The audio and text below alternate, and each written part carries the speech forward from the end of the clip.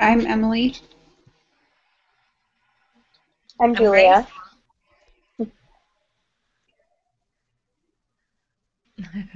Okay. Are we starting now then? The Yes. discussion? Yep, we are Awesome. live.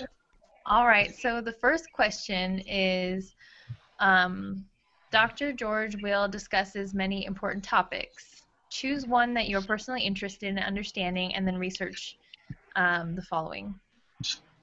So for me, I was interested. He gave a lot of good topics, but the one I was kind of interested in the most was when he tied the story to free enterprise, when he talked about the maggot shop and how you guys probably remember how the guy was pressing men's suits at a rate of 35 cents instead of the high rate of 40 cents, and then the government got involved and they came to court saying that he cannot do that. And what they said was they believed in the importance of cooperation and not in individualism. So I thought that was a really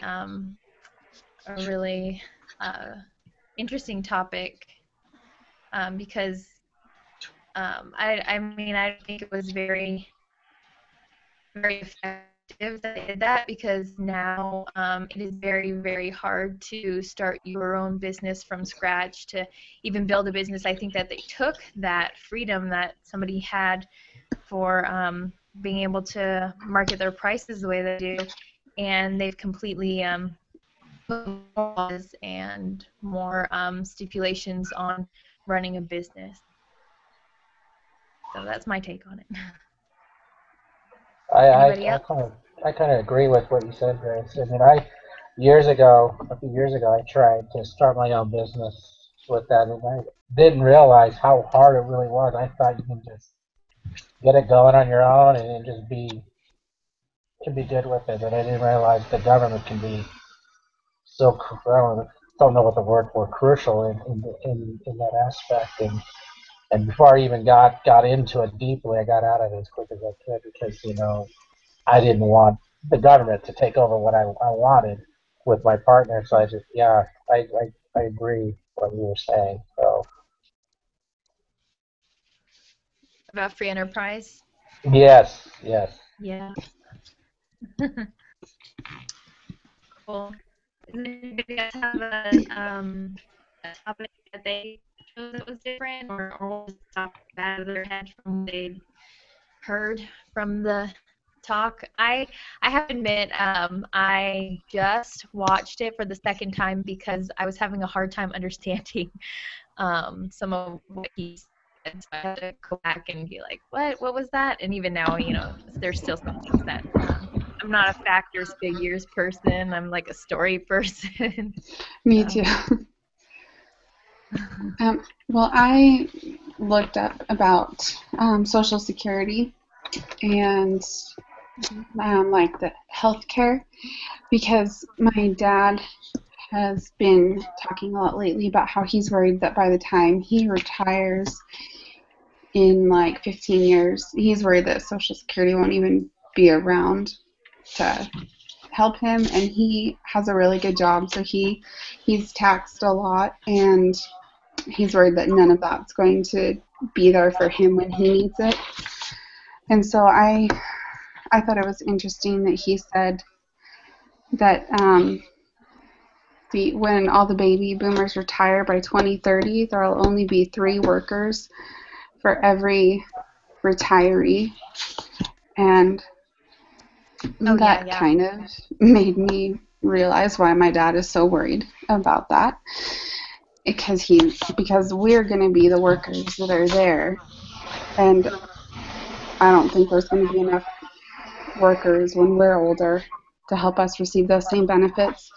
And the Social Security and Medicare, those programs haven't really changed a whole lot since they were created in 1934. And like my grandma, she received Social Security. She had to move in with my parents because her Social Security barely covers her prescription costs every month. So, like, my parents are fully supporting her other than her prescriptions, which she pays with her Social Security, and that's the only income she receives. And then I liked his solution to the healthcare crisis and the Social Security crisis was adjusting the age of retirement to the average life expectancy. He said if we adjusted that age to 74, we wouldn't have as much of an issue because there'd be more workers working longer contributing to the pool. Right. So, Yeah, because life expectancy now is a lot longer. yeah. Yeah, so I think that's, At least that's what I'm thinking. yeah, Like with modern medicine when he was talking about that. yeah, he said that a very old group, the 85 and older, is the fastest growing population, and their healthcare costs cost 5 times more than the average 55-year-old's healthcare costs. And that 85 years and older age group is the largest and fastest growing population. Yeah. And so I think the government's going to run out of money pretty quickly. And then what's going to be there for us when we're in that situation? Probably nothing. Yep. It's scary. No, yeah, it is scary because I can't remember where I heard this from, but I'm trying to remember. But I heard that with Social Security, it is there for a benefit, and it's not up to the government to decide what to do with that. You know, because that's what it was set aside for when we retire. You know, and Yeah. so yeah, and it's just the guy. I think that we're going to be out of money, especially when we're trillions of debt, and we owe all this money to China and other countries, especially to China. So yeah, it's scary. And who knows what I'll have when I retire? Probably nothing. Yeah, I feel like we'll still be paying off our student loans at that point. No kidding. Well, my dad still is. Oh my gosh. Wow. Oh, I hope I don't so have to pay it for crazy. that long, but yeah. Yeah. Well, he went to he graduated from Yale. He went to college for 12 years, so Oh, that Uh-oh. explains. yeah. So he's halfway done paying off his Oh, he's loans. still going. Okay. Yeah. That makes sense. That's just incredible. And imagine the interest that he's been paying the student loan back to government and all that stuff. Yeah. He said that he could have one of the like high-end luxury cars for his student loan payment. Uh-huh. Crazy, crazy. Yep. Do you have any add, Julia? Or we can... Yeah, I guess. I kind of feel like I don't understand a ton of the video. I kind of feel like I'm not very good at like politics and That all language. that kind of language, I but hear you, girl. I That guess is like me. for the issue that I kind of researched and was interested in was when he was talking about like the No Child Left Behind stuff. Like Right. I'd heard about it, but I didn't really know what it was, so I just kind of looked it up, and like he said, it was like the government required the states to give standardized tests to, you know, the kids to like increase their achievement level, or they wanted to increase, Graduation rate and stuff like yeah, and they wanted to be like #1 in the world or something for education by 2014 or something like that. And like I was researching it, and there were a lot of pros. Like, I mean, like achievement level did like increase, but a lot of people said that their goals were too high. They didn't reach them by 2014. things like that. So, Hmm. yeah, I guess Yeah. I just kind of researched it, and I just think I think it's not a good idea just because another thing that it said was that it caused the teachers to just teach what was on the test and not really like expound from that. So, Yeah. so yeah. And I almost feel like Common Core is almost like a complete opposite. I don't know, correct me if I'm wrong, but isn't it kind of like the it's not to do the No Child Left Behind, it's like to do the advanced math and advanced algebra for kids now. It's almost like they've just like completely did a 360 and now they want all the kids to be up to date and smart and like I don't know. That's kind of how it looked like to me, and it's just going from like one extreme to the next. To another. Yeah, I don't really know a lot about Common Core. I know that a lot of people don't like it, but I don't really know that much about it. Personally, Right. personally, I don't like it. Uh-huh. I've seen YouTube videos of students that are in Common Core, and they don't like it, especially when they have to figure out what's 2 plus 2. Sure, they can just put down the answer 4, but they have to come up with a paragraph or two to come out the reason why the answer is 4 or something like that. I mean, it's just like it's ridiculous. Just I just don't understand why Common Core is so sufficient, and I don't know. I disagree with it. But Yeah. it's Yeah, I ridiculous. think it's because they don't have enough, time to keep kids in a school for 8 hours, so they're doing all this frivolous work. That's just me. When they could probably finish it in like what 4 or 5, so they just got to keep these kids in school. I don't know. And I think they're overloading kids with so much homework. Like Oh yeah. I worked with a single mom who had like kids in like kindergarten, first and third grade, and she only worked until like 2 in the afternoon, and she spent from 2 in the afternoon until bedtime helping her third grader do homework. Wow. And she would like bring in stacks of homework because she's like, I don't even understand all of this stuff. How am I supposed to help my little like 8-year-old do this? And I've seen So on sad. Facebook people posting all of these crazy amounts of homework, and some kids are getting like 10 pages of homework a day. That's crazy. That's so I never had ridiculous. that I mean, much when I was Yeah, I feel like that's what we have in college. a kid. yes, yes. All right. Would you like to go to the next question, guys? Sorry. Yeah, go ahead. Um, so, Dr. Will cites a, quote, problem no one wants to talk about, end of quote. With Brofender's model, how is this issue impacting children and families, communities, and our nation? So I watched it twice, but I didn't exactly understand what the problem no one wants to talk about. I think he talked about 2 issues, but does anybody remember? I watched it twice too, and I feel like it had something to do with education, but I still don't really know what the problem was. I'm I'm the not, same way. yeah. Say that again, sorry. So, like, I know he said, like, Ronald Reagan called it the problem that no one wants to talk about, or something like that, but I don't know I didn't catch, like, what it was exactly. I So, think on that video thing, I only watched like the first half of it, but the first half of it was all about money. So, Right. and he said it in that first part, I think. Was it the first part? Okay, because It oh my sounds goodness, familiar. I was paying attention, and I thought it was in the last part.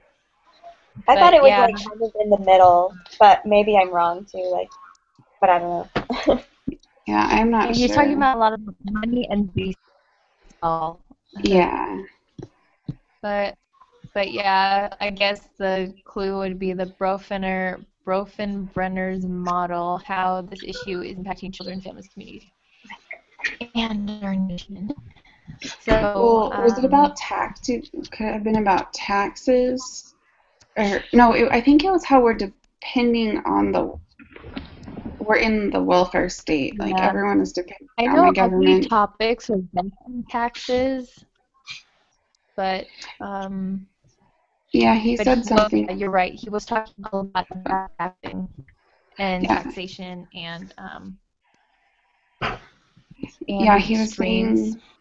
Yeah, but he was saying how like the top 1% of the workers pay 37% of the income tax, and the top 5% pay 60%, and then the bottom 50% only pay 3%.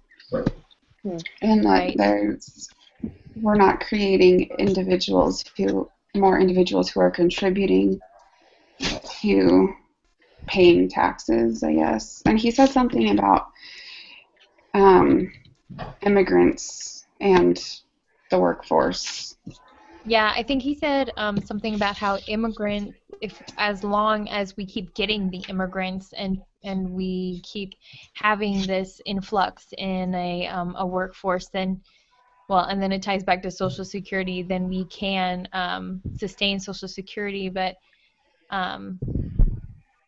yeah, that's the gist I got. But how it's, I mean, do you guys remember Bronfenbrenner's model? Was that the systems theory? Yeah, the Yeah, individual, all micro, connected. exo, macro. Mesosystem, exosystem. Like, what is it? It's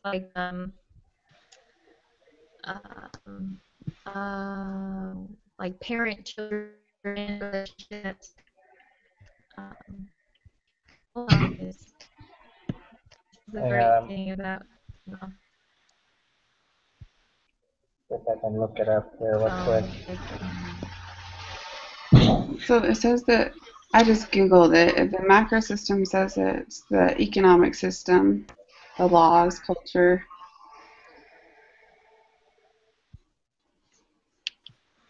Yeah, it has the four systems. Let's see here. Oh, yeah, I lost it. Yeah, he said he divided the environment into 5 different levels. The microsystem, the most influential, has the closest relationship to the person and is the one where direct contact occurs. The mesosystem consists of interactions between a person's microsystems. Yeah. Hold on, guys. We'll jog each other's memories. I'm pretty sure this was either last week's or the week before's Bronfenbrenner's model about I think relationship. I have maybe 2 weeks ago. Hold it. Yeah, I think it was the week before last week. Yeah, it was last week, if I remember. Oh, was it?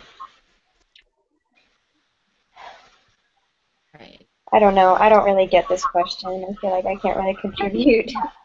Yeah, but we're still not sure what the problem is. Yeah, that's right. That's probably what's confusing us is that one problem that he talks about, that ugly problem. And I agree with you. I think he was talking a lot about taxation, and he was talking about immigrants. He was talking about inequality in, what was it, wages?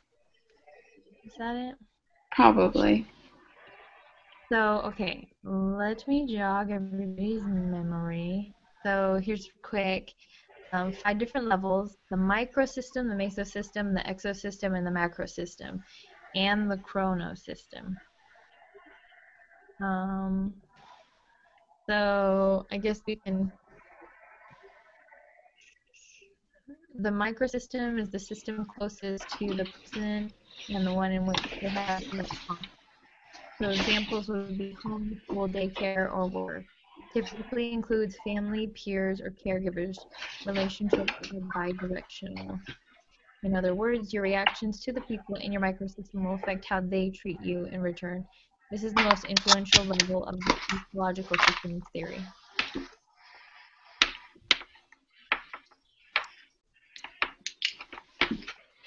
So yeah, I'm kind of with you guys on how the Brenner's ecological systems is relation to the taxes on us. Yeah, I'm kind of boggled on that. So, Yeah, I don't either. Yeah, and they even have like an example of microsystem. They say, let's look at a microsystem Alex lives in. The first part of this microsystem is his home environment. This includes his interactions with his parents and little sisters.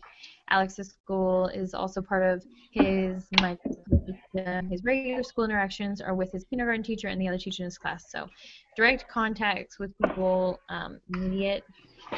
And then macrosystem. I guess if you directed everything from the microsystem based on our relationships, like maybe our relationship with the government versus our relationship with our family, and then you go into outer system, which is our relationship, like the people we pay bills to, or where we sex or whatever, and then the bigger scheme, people who we never talk to, like the government.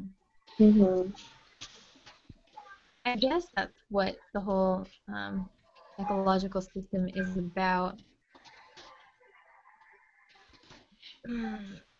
Sounds good to But me. everything is affected by, like with the example of Alex, everything is it's kind of like the butterfly effect. Everything on the outside affects him. Like they gave an example of the exosystem where they would say Alex's father's workplace, like Alex, go to his workplace or doesn't have anything to do with it, but his father goes there, and that place is taking time away from the family, and then Alex sees that. You know what I mean? Mhm. yeah. So Mhm. the systems are like little layers, and the outside layers deeply affect the inner layers. If that makes Mhm. any sense. Yeah, that makes sense. Okay. So I guess how taxes are affecting uh, children, families, communities, and our nation. Um, I mean, I think we were just talking about them, how Social Security tax, like even the gas tax. I looked up the top 10 problems that are going on um, with the government systems today that are on the rise, and one of them was um, taxing on the water, on how the government wants. I mean, I don't know how many of you are on city water. I'm not. I'm on a well system, and so I'm not affected by a lot of that. But I mean, there's a grandiose amount of people who are, and that's going to affect them negatively with pipes. They want to upgrade the filtration system, but at the same time, it is very, very expensive. But at the same time, I don't know if you've heard like of what is it called, like how water catchment system, how you can use your own like little devices, like if you create something that catches water from a roof and then brings it down to recycle it. Some states have that being illegal, like because they say that it takes away from like a water shortage, and then they say, well, what if everybody started doing that? We wouldn't have any more water. Oh, I So, saw something about Utah was starting to allow that just recently. I think they were starting to allow it in certain areas. right, right. That's crazy. Yeah, I can't believe that there's laws against being able to utilize the rain for your own, Yeah, if it you falls know. on your own house. That's And crazy. That's crazy. just like it's just like that one that I was talking about before, how that guy, free enterprise, he wants a Christmas suit for 35 cents. Um, the only thing he's hurting is an, assumed um, collapse in a monopoly of the system of 40 cents for a suit. you know, I mean, I don't know. To me, it's like, you know, taking everything away from the building a business from the American dream and creating it to be a collective society as far as business goes. And I think collective societies are great in religion, but it it just kind of almost, I mean, it's obvious it's not working for getting what you need done as far as money wise. Ah, Yeah, I think the government's getting Sorry. too involved in controlling everything. Like, we don't And I have think that's what choices. yeah. Yeah. So sorry, we've talked a lot about oh, that you're one. So I fine. think two That's more okay. questions. Yeah, Oh I wait, sorry, think go the ahead. government, I think the government just wants to take over our lives. It's like Well, we and don't I have a almost say feel like anymore.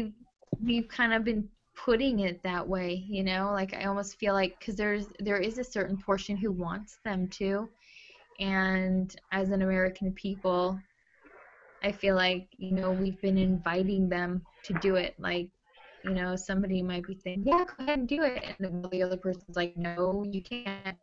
But, you know, there's still a majority saying, oh, go for it. Yeah, oh, give me money for Medicare and food stamps. And I mean, there are people who truly need those things, but there are people who truly don't.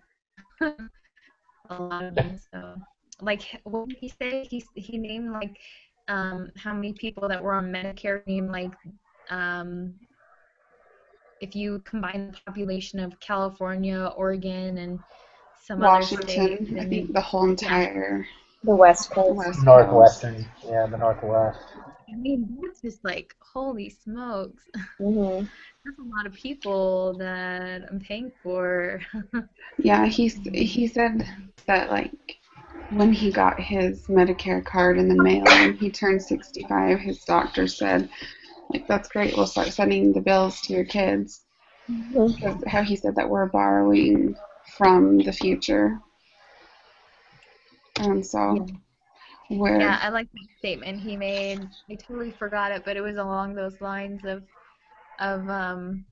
we're trying he to make said, the future better by taking a future for our children or something like yeah, he that. said, I wrote it down. He said, we're burdening the unconsenting, unpresent future generations with the cost of our appetites.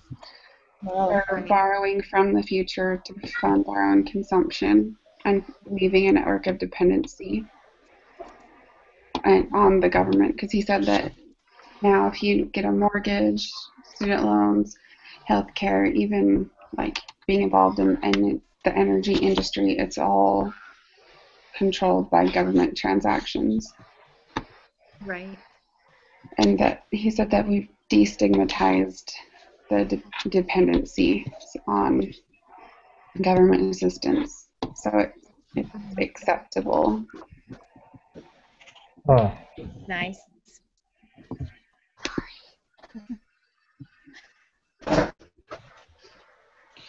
Yeah, that's very easy. I love his quotes. So we'll go to the last question. Do you agree with Dr. Will? And in what areas do you personally feel the government should be involved and should not be involved in addressing your chosen threat to children and families? I found a bunch of just a couple of cool quotes, but my take is the government makes laws for the good of the people, just enough to preserve the rights. And the rights. Oh, what did I write? Sorry, I'm trying to. I did just a couple of jotting down some notes. Mhm. When he said the rights pre-exist government strong enough to protect our rights, but not strong enough to threaten them.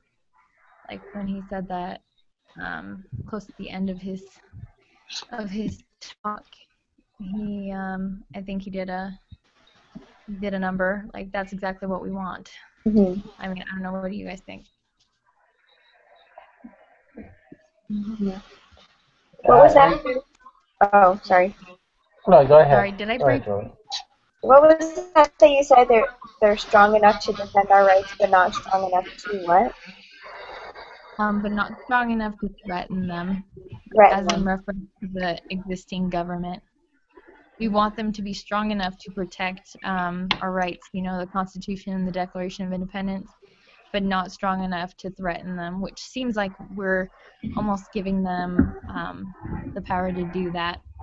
Yeah. We're giving them a lot of power because we're being, what did he call it? Like intellectually passive or something like that. Like Something like that. we're focusing on the wrong stuff. Hmm. Yeah. Yeah, he What are you said gonna when he was talking about healthcare, he said that like we're not asking questions because like we don't have those choices. We don't get to go out and choose which health insurance companies we can use, and those insurance companies determine what providers we can see. And he said that part of that is because we're not trying to change it. Hmm. Right. Yeah, and he related that to grocery shopping. Yeah. Yeah. I agree with him and with what you said. Like, I think that, like, I don't know, these days, like, especially with the rainwater, I'd never heard of that rainwater thing. Like, the government has so much control that they can, like, control what we do with the rainwater. And I think that scares a lot of people, and that's why they don't try and change things, because the government has taken that power, like, that they can threaten our rights to certain Yeah. things. I think it's kind of sad Yeah, I how think powerful the that government has gotten.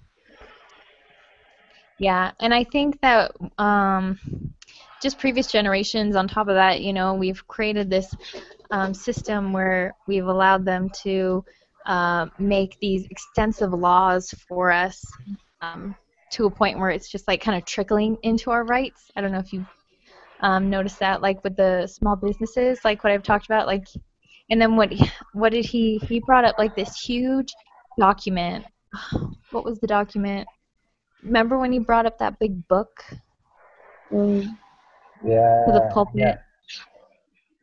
Do you remember what that was that I he had in didn't his see hand? that part.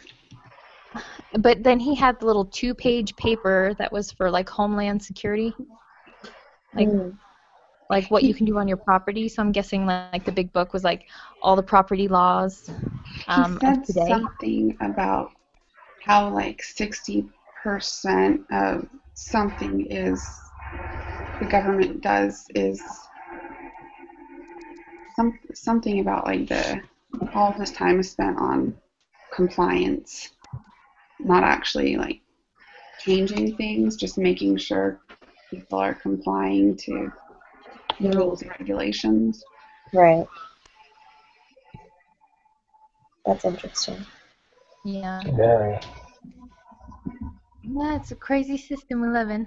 Well, he Yeah. said that like 60% of what the government does is transfer payments from one client or group to another. Hmm. Wow. So what do you think? What do you think the government should be involved in and should not be involved in? Well, with my thread, I chose pornography, and with the children in the home, I feel that they can have a little bit control far as what is out there, far as trying to protect the kids from viewing these things in the home, and especially with you know. But I hope I'm saying it right, where it'll make sense. But I don't think they ought to put the hammer down and control what what's in the home or what's not. I don't know if I'm making sense. But No, you it's are. up to us. It's up to us parents to teach our children what's right and what's wrong. It's not up to the government to do that. That's what I'm trying to say. Hmm. But at the Right. same time, I think the government can have a little role play in there to encourage. This is wrong. But Hmm. I know as Like society, much of it's the not going to child and happen. family advocacy pamphlet or something like that. Something like that, yeah, and but what I was trying to say, as we live in this society as we are today, I feel they're not going to do that, but they're going to try to force it instead of the parents, as far as teaching them what the sex education is and what So Right. I hope I'm making sense, but It does No, make sense. so and that's also along the lines of religion. They get their hands into religion, and I think started with marriage, how they give kickbacks to people who are married, and marriage, was and has been very a part of started this favoritism through the government and married people, and then everybody just started becoming self-entitled to it, and then feeling absent from it was like, and it just like makes you think of when they were doing, you guys read the articles with like they're stopping like the daddy daughter dances and Hmm. the mommy yeah. sport kid things. It's just like absolutely ridiculous. Like these really great opportunities, and they're just kind of Yeah, taking away they because don't seem to care about anything that has to do with morals or families really now, Yeah. Hmm. even though that's what makes up the entire country. Yeah. yeah, and that's what that's what pretty morals is about. You don't die with your things or with your with your job title or anything like that. It really comes down to how you treat people, and I don't know. I mean, atheists may disagree with me, but I think that, that the way that you are with people instead of, we've come to this, we're in this culture where it's like, where things are so important, and we just you gotta keep them nice, and I mean, it's to a point where people think things are more important than people. Yeah. Yeah. So, anybody Well, let's else? give Anything Julia else? 2 minutes. I think that's Okay. it. All right. So I kind Awesome. of jotted down what we talked about. If I'm missing anything, let me know. So, so we started out talking about free enterprise and how the government is making it more hard these days to start a business and everything. And then we talked about Social Security and how low it is, I guess. I don't know. And I'm bad at talking about this kind of stuff, but how Social Security could be improved. We also talked about No Child Left Behind versus Common Core and how the government is putting more standards, I guess, in schooling of children and how it's affecting them. Let's see, we talked about how the government controls everything and is trying to take control of all of our lives. Pretty good Basically summary. Okay, summarizes I what guess we've we shouldn't have been all been talking ragging on them too much. about. I didn't mean to say that But we it was also, evil. I mean, I mean, they're not completely evil. We did talk about how, I mean, they, like Grace said, that the government should be strong enough to defend our rights, but not strong enough to threaten them. So government is good in certain situations to defend our rights, when but we want it to be. yeah, exactly. But it shouldn't threaten our rights or it shouldn't be too involved. I think we could all agree with that. It shouldn't be too involved in everything. Like Jeff said, it shouldn't be involved in what we choose to bring into our homes, but they should encourage citizens to be good citizens, I guess. Yeah.